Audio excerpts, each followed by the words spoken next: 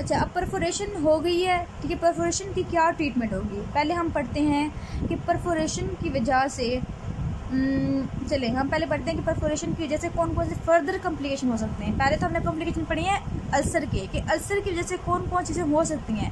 अब बाकायदा वो जो सुराख था वो फट चुका है, वो अल्सर जो है वो लीक हो चुका है। अब उसके बाद कौन कौन सी फर्दर कॉम्प्लिकेशंस आँख में आ सकती हैं वो हमने पढ़नी है, ठीक है। अच्छा, तो अब है परफोरेशन। परफोरेशन में है सबसे पहले कि आप देखें ये है कॉर्निया, कॉर्निया का सुराख हो गया है। जैसे सुराख हुआ, अंदर जो एक्वस ह्यूमर है वो ड्रेन हो जाएगा बाहर और वहाँ का प्रेशर कम हो जाएगा। जैसे प्रेशर कम होगा उसके पीछे कौन सी चीज़ पड़ी जो कि बाहर को निकलेगी, ऐसे निकलेगी। क्यों निकलेगी? क्योंकि पीछे इंटरक्यूलर प्रेशर भी है और विट्रस ह्यूमर भी है, तो पीछे से पुश करेगा। तो अब ये सपोज करें कि ये कॉर्निया था तो इसमें सुराख हो गया। सुराख होने से पीछे क्या पड़े थे, पीछे यहाँ पड़े हुए थे आयरस पड़े हुए थे ना इस तरह से। तो आयरस जो है वो सुराख जो है प्रोलैप्स कर जाएंगे, इस तरह से बाहर निकल आएंगे। सो आयरस जो है वो बाहर निकलेगा, हम कहते हैं प्रोलैप्स ऑफ आयरस। सिंपल सी बात है। अंटीरियर सिनकाई, सिनकाई क्या होता है? सिनका का मतलब होता है चिपक जाना किसी चीज़ का। अंटीरियर का मतलब ये है कि ये आयरस था सपोज करें और ये कॉर्निया था, कॉर्निया के रप्चर हो गया, यहाँ पे सुराख हो गया। पीछे से जो आयरस था वो क्या करेगा, वो जाके इसको चिपक जाएगा। किसको? जहाँ पे ओपेसिटी डेवलप हुई है। समझ आ रही है? आई थिंक मॉडल से ज़्यादा अच्छा समझ आना था आपको। अच्छा, अब हम नेक्स्ट करते हैं अडहेरेंट ल्यूकेमिया करते हैं। एंटीरियर सिनकाई का मतलब है अंटीरियर की तरफ चिपक जाना। अंटीरियर क्या था? आयरस का अंटीरियर पार्ट, और ये कॉर्निया है, जिसको ये कर लें कॉर्निया, ये कॉर्निया है, तो कॉर्निया से चिपक जाना इस तरह से। इसे हम कहते हैं अंटीरियर सिनकाई फॉर्मेशन। अडहेरेंट ल्यूकेमिया क्या होता है? अब इसका मतलब ये है कि परफोरेशन होगी, परफोरेशन के बाद क्या हुआ, वहाँ पे जो है अपेस्ट डेवलप कर गई, फाइब्रोसिस वगैरह हुई, डेवलप की, ल्यूकेमिया बन गई, पूरी की पूरी अपेस्ट डेवलप कर गई है, ये अपेस्टी डेवलप हो गई है। चलिए हम डायग्राम बना करते हैं। अब क्या हुआ, ये ल्यूकेमिया डेवलप हो गया। ल्यूकेमिया के साथ इसने क्या किया है कि पीछे क्या था आयरस, और आयरस भी चिपक गया इसके साथ ही। इसे हम कहते हैं अडहेरेंट ल्यूकोमा। अच्छा, अब क्या हुआ कि पहले था आयरस, उसकी ओपेसिटी पीछे, कॉर्निया की ओपेसिटी, कौन सी ओपेसिटी? फुल थिकनेस वाली। पीछे था आयरस हम इसे ड्रॉ करते हैं। पीछे था ये आयरस था, ये आयरस जो है वो चिपक गया है इसके साथ इस तरह से। इसे हमने कह दिया कि ये अडहेरेंट ल्यूकोमा है। अगर ये अडहेरेंट ल्यूकोमा भी हो और साथ साथ जो है ना ये बल्ज फॉरवर्ड भी कर जाए, तो इसे हम कहते हैं एंटीरियर स्टाइफोलोमा। कि एक तो पहले ओपेसिटी भी हो, साथ जो है वो आयरस की अटैचमेंट भी हो गई हो, साथ वो है बल्जिंग भी कर गई हो फॉरवर्ड, इसे हम कहते हैं स्टेफलोमा। अगर मैं इसके आपको डायग्राम दिखाऊं, वेट अ सेकंड, ये देखें, ये था कॉर्निया के सुराख हुआ, प्रोलैप्स करके क्या चीज़? आयरस। तो सामने से आयरस इस तरह नजर आ रहा होता है। हम कहते हैं कि अडहेरेंट ल्यूकोमा, इसका मतलब क्या था कि एक तो ओपेसिटी फुल थी, ल्यूकेमिया भी डेवलप कर गया परफोरेशन के बाद, लेकिन उसके बाद जो है जो आयरस थे वो भी चिपक गए इसके साथ। इसे हम कहते हैं एंटीरियर ल्यूकोमा। लेकिन एंटीरियर स्टेफोलोमा कब कहेंगे? जब अंदर प्रेशर नॉर्मल हो, चाहे बढ़ा हुआ हो, उसका मैटर नहीं है। लेकिन ये जो आयरस अटैच था ल्यूकेमिया के साथ, ये बल्ज कर गया, ये बाहर की तरफ निकल गया, ये पुश फॉरवर्ड हो गया, इसे हम कहते हैं एंटीरियर स्टेफोलोमा। सेम चीज़ है, बस पुश फॉरवर्ड हो गया, इसे हम कहते हैं एंटीरियर स्टेफोलोमा। ये टर्म बहुत इंपॉर्टेंट है, आपने इसे याद रखना है सच, ठीक है। अच्छा, अब नेक्स्ट हम बात करते हैं कॉम्प्लिकेशन क्या होगा। Corneal fistula. देखें, परफोरेशन का मतलब ये है कि अभी ताज़ा जो है ना उसकी मतलब जो है ना परफोरेट, वो ताज़ा सा होगा, अभी परफोरेशन हुई है उसकी, लेकिन बाद में बाकायदा सा गोल सा जो है एक फिस्टुला बन जाए, एक ट्रैक बन जाए, जिसे हम कहते हैं कॉर्नियल फिस्टुला। ये वो होता है जिसमें हील नहीं करना होता, ये परमानेंट बन जाता होता है सुराख। परफोरेशन का मतलब ये है कि बाद में परफोरेशन के बाद ल्यूकेमिया बन सकता है, मेन हील कर सकता है, लेकिन इसके बाद क्या होगा, ये परमानेंट सुराख हो गया इसका, अब इसने हील नहीं करना। बच्चे समझ आ रही है तो ठीक, अगर नहीं आ रही तो आप मुझे कमेंट सेक्शन में लास्ट में बता सकते हैं। आगे है अंटीरियर कैप्सूलर कैटरेक्ट। अब क्योंकि देखिए हर एक चीज़ आगे को पुश हो रही है, पीछे क्या पड़ा है, देखें ये था कॉर्निया, ये था आयरस, पीछे पड़ा है लेंस, तो लेंस भी आगे तरफ जाएगा। और दूसरा ये कि यहाँ पे जो एक्वस है सारा ड्रेन आउट हो रहा है, तो यहाँ पे जो न्यूट्रिशन की डेफिशिएंसी भी आ रही है। सब कुछ ख़राब होने की वजह से और वहाँ पे जो है ना डिहाइड्रेशन होने की वजह से हर चीज़ कम हो जाती है, तो एंटीरियर कैप्सूल का जो है लेंस की एंटीरियर कैप्सूल का कैटरेक्ट हो जाता है। कैटरेक्ट का मतलब ये है कि ओपेसिफिकेशन हो जाती है, लेंस के अंदर हो जाती है साथ साथ में। अब देखें बाहर एक चीज़ ये मैं बनाती हूँ कॉर्निया, ठीक है, हर एक चीज़ बाहर निकल रही है इस सुराख की वजह से, ये भी बाहर निकल रही हैं, हर एक चीज़ बाहर निकलेगी तो ऐसी बात है लेंस भी तो स्टेबलाइजेट होगा ना, क्योंकि वहाँ पे जो है प्रेशर कम हो गया है, उसको जो स्टेबिलिटी मेंटेन रख रही थी वो नहीं है। इसका मतलब ये पूरा का पूरा लेंस जो है वो भी बल्ज कर सकता है, वो डिसलोकेट हो सकता है, वो सब लग्जेट हो सकता है। डिसलोकेशन का मतलब ये है कि अपनी जगह से प्रॉपर तरीके से पूरा का पूरा हट जाना। सब लग्जेशन का मतलब है थोड़ा सा साइड हो जाना। इसके बाद क्या कॉम्प्लिकेशन हो सकती है, इंट्राओक्यूलर हेमरेज हो सकती है, क्योंकि यहाँ पे ब्लड वेसल्स पड़ी होती हैं आरएस के साथ साथ पीछे पड़ी होती हैं। जब हर एक चीज़ जो है प्रेशर कम हो गया, आईओपी कम हो गया है, तो वहाँ पे हेमरेज वगैरह डेवलप कर सकता है, क्योंकि अंदर जो प्रेशर कम है तो ब्लड वेसल्स में प्रेशर बढ़ जाएगा, तो हेमरेज होने के चांसेस बढ़ जाएंगे। अब आप खुद सोचें कि एक चीज़ एक्सपोज हो गई है, सुराख हो गया है, तो किन को जाने में खुशी मिलेगी, अब बैक्टीरिया को। तो इसलिए प्रूडेंट आइडोसाइक्लाइटिस हो सकता है और पैनऑफ्थेल्माइटिस हो सकता है। इसका मतलब ये है कि आरएस का और सीडी बॉडी का इन्फ्लेमेशन हो गया है। पैनऑफ्थेल्माइटिस का मतलब ये है कि एंटीरियर जितना भी स्ट्रक्चर है आई का, जितना भी स्ट्रक्चर है आई का, उन सब का जो है इन्फ्लेमेशन हो गया है।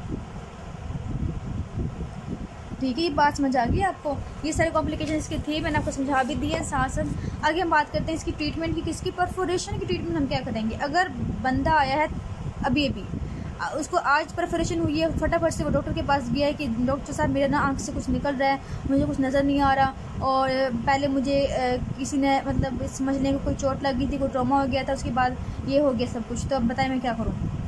अब वो आपके पास है, आपने क्या करना है। अगर परफोरेशन है छोटी सी, बिल्कुल स्मॉल सी, उसे हम कहेंगे आप रेस्ट करें, साथ उसको एट्रोपिन देंगे, साथ उसे हम एंटीबायोटिक्स देंगे, साथ उसको प्रेशर बैंडेज लगा देंगे। यहाँ पे बैंडेज इसलिए लगा रहे हैं ताकि हम उसे सपोर्ट कर सकें, ताकि मज़ीद जो छोटी सी इस परफोरेशन थी मज़ीद बड़ी ना हो जाए, मज़ीद में जो कंटेंट है वो बाहर निकलना शुरू ना हो जाए।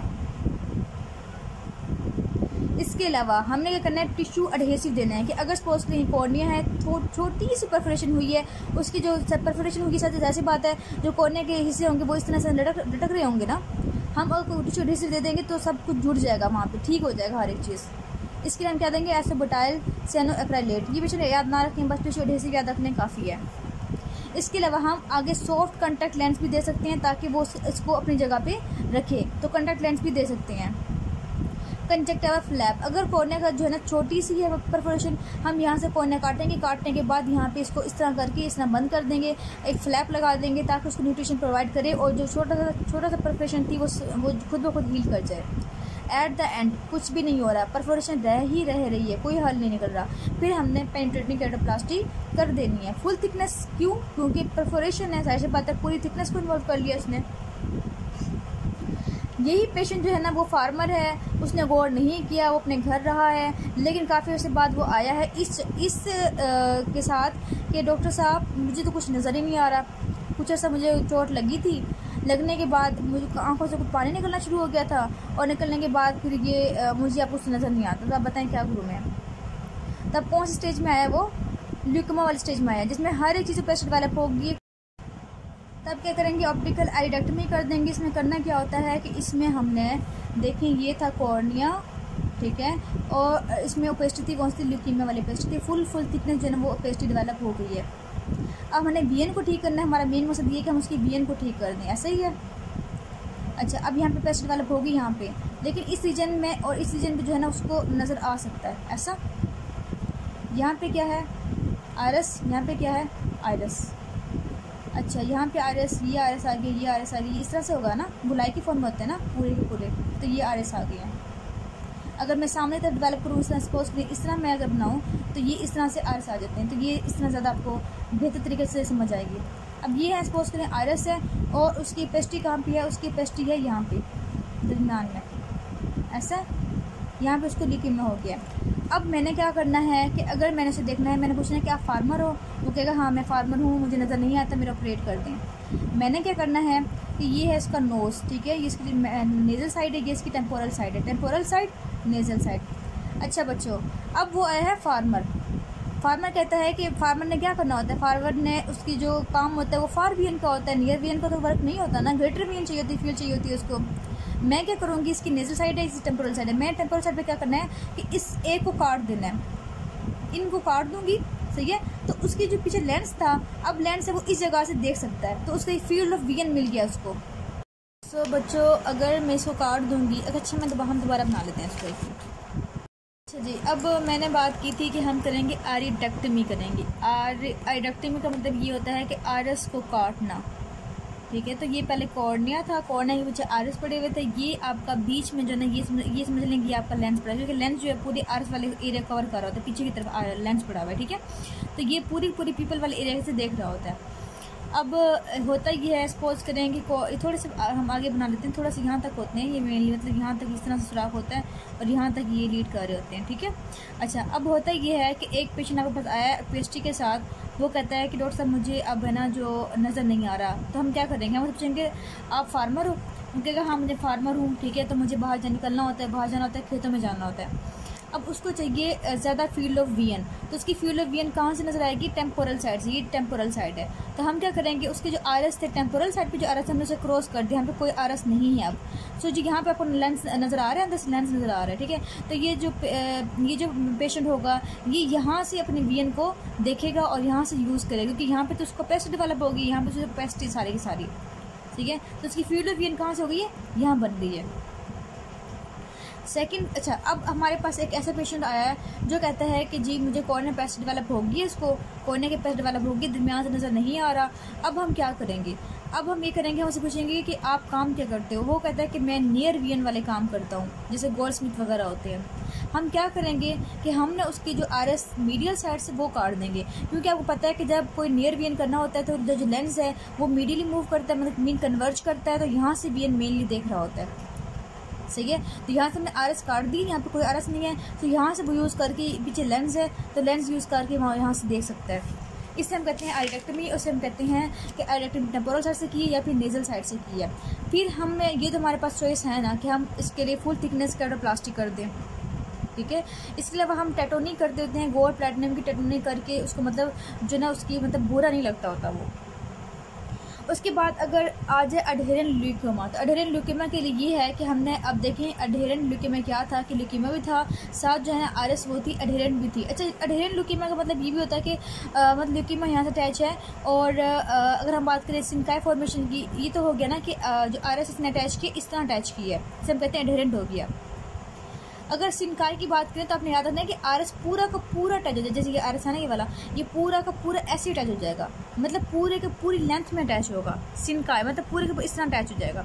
अभी तो आरएस अटैच है इस तरह से पेस्टी के साथ टेढ़ा हो गए, लेकिन सिनकाई फॉर्मेशन क्या होता है कि पूरा का पूरा इस तरह अटैच हो जाता है। तो हमने क्या करना होता है कि हमने अगर ये अटैच हो गया तो हमने इसको एक तो पहले साइड पे करना होता है, और इसको साइड पे करने के बाद हमने ल्यूकेमिया को ट्रीट करना होता है कैटोप्लास्टी के साथ। कॉर्नियल फिस्टुला बन गया है, तो कॉर्नियल फिस्टुला को ट्रीट करने के लिए हम क्या करेंगे, हम तब भी कैटोप्लास्टी ही कर देंगे, कॉर्निया जो है वो लगा देंगे नया वाला। किसी में भी कॉर्नियल की कॉम्प्लिकेशंस आती हैं, कॉर्नियल अल्सर की, तो आपने हर एक में आप ये लिख सकते हैं, ये आपने नहीं सोचना कि ये बैक्टीरियल कॉर्नियल अल्सर का टॉपिक है।